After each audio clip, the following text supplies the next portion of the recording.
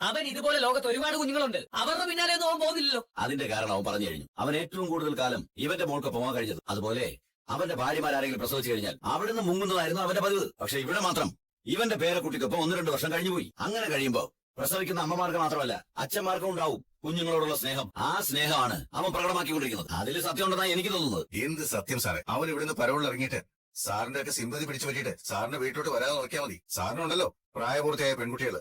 കണ്ണി കണ്ട ജയിൽ പുള്ളികളെന്നും ഞാൻ എന്റെ വീട്ടിൽ കയറ്റത്തില്ല. പ്രത്യേകിച്ച് നിന്നെയൊക്കെ 2-ാമത്തെ പോലുള്ളമാരെ. നീ അങ്ങനെ കേട്ടണ്ട. പക്ഷെ അവനെ ഒരു കാരണവച്ചാലും കേട്ടരുത്. കേറ്റി കഴിഞ്ഞ പിന്നെ സാർ ആയുധമായിട്ട് നടക്കേണ്ടി വരും അവനെ കൊല്ലാൻ. അതൊക്കെ ഞാൻ നോക്കിക്കോളാം. നീയൊക്കെ ഞാൻ റിട്ടയർഡ് ആവുന്നതിന് മുമ്പ് എനിക്ക് പണിയുണ്ടാക്കരുതാ മതി. ഈ ജയിലിലുണ്ടല്ലോ ഇപ്പൊ എല്ലാവർക്കും അവനോട് സിമ്പതിയാ. ആയിക്കോട്ടെടാ, പക്ഷെ നമുക്കറിയാലോ അവനെ. ഈ സമയത്താ ആ ഗംഗാപ്രസാദ് ഇവിടെ വേണ്ടിയിരുന്നത്. എങ്കിൽ അവനെ കൊണ്ട് നമുക്ക് ഇവന്റെ തല തെറിപ്പിക്കാമായിരുന്നു. ഒന്നെടുത്തടവ്. ഇങ്ങോട്ട് വരിക.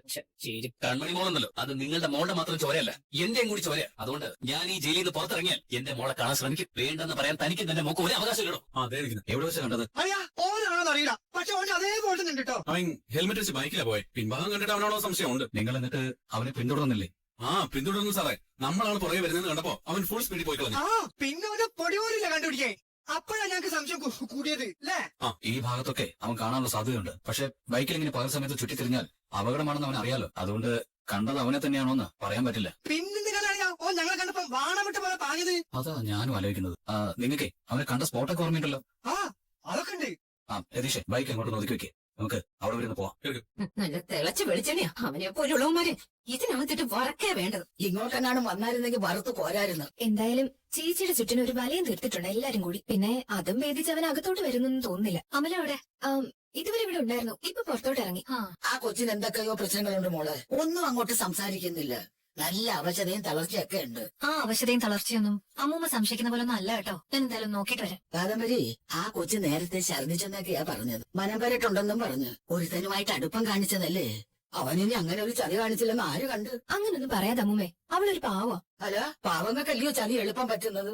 അതെ അതെ. ഇനി അങ്ങനെയാണെങ്കിൽ അത് വലിയ കഷ്ടമാ. ഒന്നാമത് ആ കൊച്ചിന്റെ അച്ഛൻ നനച്ചിരിക്കാത്ത സമയത്തല്ലേ പോയത്. പോയവരുടെയൊക്കെ ആത്മാക്കളുണ്ടല്ലോ അവന്റെ പിന്നാലെ തന്നെ കാണും. അതുകൊണ്ട് അവൻ ഈ ഭൂമിയിൽ സ്വസ്ഥമായിട്ട് നടക്കാനൊക്കത്തില്ല. അമലു അമലു എന്ത് പറ്റി? ഒന്നുമില്ല ചേച്ചി, ഒന്നുമില്ലേ. ഇങ്ങോട്ട് വന്നപ്പോ തന്നെ ഞാൻ പറഞ്ഞതാ ഹോസ്പിറ്റലിൽ കയറിയിട്ട് വരാമെന്ന്. നീയാ അത് സമ്മതിക്കാത്തത്. ഇനി പറ്റില്ല, പെട്ടെന്ന് വാ, ഹോസ്പിറ്റലിൽ പോയിട്ട് വരാം. അയ്യോ വേണ്ട ചേച്ചി, എനിക്ക് ഒരു കുഴപ്പമില്ല.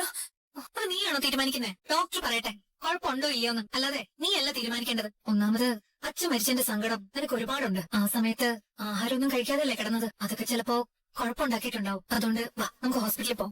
ചേച്ചി, എനിക്ക് പേടിയാ. എന്തിനാ പേടിക്കുന്നേ? മേലും പറഞ്ഞില്ലേ ഹോസ്പിറ്റലിലേക്ക് പോവാന്ന്. കിരണേട്ടന്റെ അച്ഛൻ തേൻ കുടിച്ച് ഹോസ്പിറ്റലാണെന്ന് അറിയാമല്ലോ. അവിടേക്ക് പോവാം. എന്നിട്ട് അച്ഛനെ ഒന്ന് കാണാമല്ലോ. വാശിയൊന്നും പിടിക്കരുത്. കല്യാണത്തിന്റെ അന്ന് നിനക്ക് ഇതുപോലൊരു അവശതയും തളർച്ചയൊക്കെ ഉണ്ടായി കഴിഞ്ഞാൽ ഞങ്ങൾക്ക് പെട്ടെന്ന് ഹോസ്പിറ്റലിലേക്കൊന്നും കൊണ്ടുപോകാനൊന്നും പറ്റില്ല. അതുകൊണ്ട് നമുക്ക് ഇപ്പൊ തന്നെ പോയിട്ട് വരാം. വാ, ഇനി അഡ്മിറ്റ് ആവുന്നെങ്കിൽ മേലുനെ അങ്ങോട്ട് വിടാമല്ലോ. ചേച്ചി, എനിക്കിപ്പോ കുഴപ്പമൊന്നുമില്ല.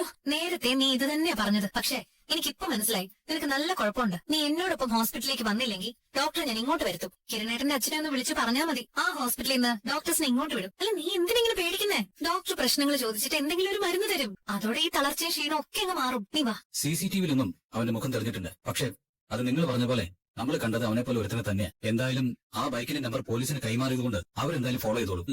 അവൻ എന്തെങ്കിലും സംശയം തോന്നിയിട്ടുണ്ടെങ്കിൽ അവനിപ്പോഴാ ബൈക്ക് മാറ്റിയിട്ടുണ്ടാവില്ലേ? അല്ലെങ്കിൽ തന്നെ ആരെങ്കിലും മൂക്കിടിച്ച് പറത്തിട്ടേക്കും ഓൻ ബൈക്ക് എടുത്ത് കൊണ്ടുണ്ടാവുക. ഇനിയിപ്പോ അതിന്റെ ഓണറെ കണ്ടുപിടിച്ച് ചെല്ലുമ്പോ അയാള് അടുത്ത കഥ പറയും. നിങ്ങൾ പിന്നാലെ ചെന്നപ്പോ അവൻ മരണപ്പാച്ചിലാണ് പറഞ്ഞിരുന്നത്. അതുകൊണ്ട് നിങ്ങൾ പറയുന്ന പോലെ അത് അവനാവാനുള്ള സാധ്യതയുണ്ട്. അത് ഓൻ തന്നെയാളിയാ. പോലീസിന്റെ ഇമ്മളി മൂക്കിനെ തുമ്പത്ത് വെച്ചിട്ടല്ലേ ഓൻ കഴിച്ചോണ്ടിരിക്കുന്നത്. അവൻ ദിലീപിന്റെ സ്ഥലത്തേക്ക് പോവോ എന്നാണ് എന്റെ പേടി. പക്ഷേ കണ്ടത് അവനെയാണെങ്കിൽ അവൻ ഇവിടെ തന്നെയാണ് കിടന്ന് കറങ്ങുന്നത്. അതുകൊണ്ടാണ് വീട്ടിൽ റിസപ്ഷൻ വെക്കാതിരുന്നത്. അവിടേക്ക് പുറത്തുനിന്ന് ആൾക്കാർ വന്നു കഴിഞ്ഞാൽ ആർക്ക് വേണേലും കടന്നു കയറാലോ. ആ വേലുവിന്റെ മുമ്പിലാണ് അവൻ പോയി പെട്ടാലുണ്ടല്ലോ, ആ സ്പോട്ടിൽ അവൻ തീരും. കാട്ടുമൃഗങ്ങളെ പോലെ ഉന്നം തെറ്റാതെ കത്തിയെറിഞ്ഞ് വീഴ്ത്തുന്നവരാ വേലു അമലും ഒക്കെ. അമലുവിന് നല്ല ക്ഷീണമുണ്ടെന്ന് പറഞ്ഞ് കല്യാണി വിളിച്ചായിരുന്നു. കല്യാണി എപ്പോഴേ പറഞ്ഞതാ ഹോസ്പിറ്റലിൽ പോവാന്ന്. അവിടെ കേൾക്കണ്ടേ? അത് കുറച്ച് കുഴപ്പമാണ് സാറേ. നിങ്ങൾ ഏതായാലും ഒന്ന് വണ്ടി കയറാം. നമുക്ക് എല്ലായിടത്തും ഒന്നുകൂടെ ഒന്ന് ചുറ്റിക്കറങ്ങാം.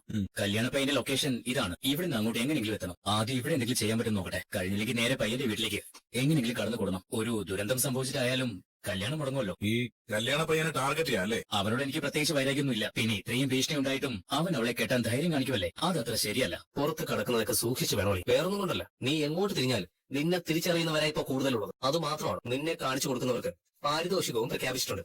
ഞാനിപ്പോ വിലപിടിപ്പുള്ള ഒരു സമ്മാനമായി മാറിയല്ലേ? അത് കൊള്ളാം.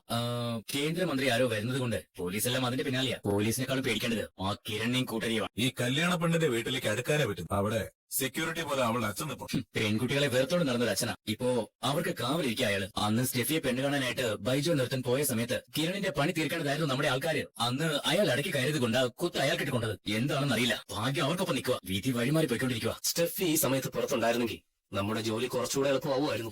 അത് പിന്നെ പറയണോ, അവളുടെ അത്രയും ധൈര്യമുള്ള പെൺകുട്ടികളെ ഞാനിതുവരെ കണ്ടിട്ടില്ല. അതുകൊണ്ട് തന്നെ അവളെ വഞ്ചിക്കാൻ എനിക്ക് തോന്നിയിട്ടില്ല. എന്നാൽ കാട്ടിപ്പോയപ്പോ അറിയാതൊരു അബദ്ധം പറ്റിപ്പോയി. ഒരു പെണ്ണ് ഏത് സമയത്തും പ്രേമത്തോടെ എന്നെ പരിചരിച്ചോണ്ടിരുന്നാലേ ഏതൊരാണിന്റെയും മനസ്സൊന്ന് പതറി പോവില്ലേ? അത് അത്ര വലിയ തെറ്റായിട്ടൊന്നും ഞാൻ കാണുന്നില്ല. എന്നാലും അവൾക്കൊരു സമ്മാനം കൊടുത്തിട്ടാണ് ഞാൻ പോകുന്നത്. അവളുടെ വയറ്റിലെ ഇപ്പൊ ഒരു കുഞ്ഞുണ്ട്. ഇവിടെ സേഫ് ആണല്ലോ അല്ലേ? തൽക്കാലം സേഫാണ്. പെട്ടെന്ന് വണ്ടിയൊന്നും കടന്നു വരും. ആര് വന്നാലും ബൈക്കിലോ കാൽനടയായിട്ട് വരാനും അതിനുള്ളിൽ രക്ഷപ്പെടാനുള്ള അവസരം കിട്ടും. അത് മതി. ഇറങ്ങ, നീ എന്താ അവളെ ഇങ്ങനെ നോക്കുന്നേ? നിങ്ങൾ എന്തെങ്കിലും അസുഖം വന്നാ കാട്ടിന്നുള്ള പച്ചമരുന്നുകൾ കഴിച്ചാണ് ഇതുവരെ അസുഖമൊക്കെ മാറ്റിക്കൊണ്ടിരുന്നേന്നൊക്കെ എനിക്കറിയാം. ഇത്തരം ഹോസ്പിറ്റലുകളൊക്കെ നിങ്ങൾക്ക് പേടിയായിരിക്കും. പക്ഷേ ഇവിടെ പേടിക്കേണ്ട ഒരു കാര്യമില്ല. ഇനിയിപ്പൊ നിനക്ക് ഇഞ്ചക്ഷൻ പേടിയാണെങ്കിൽ ഞാൻ വേണ്ടെന്ന് പറയാം. എനിക്ക് ഡോക്ടറെ കാണുന്നത് തന്നെ പേടിയാ ചേച്ചി.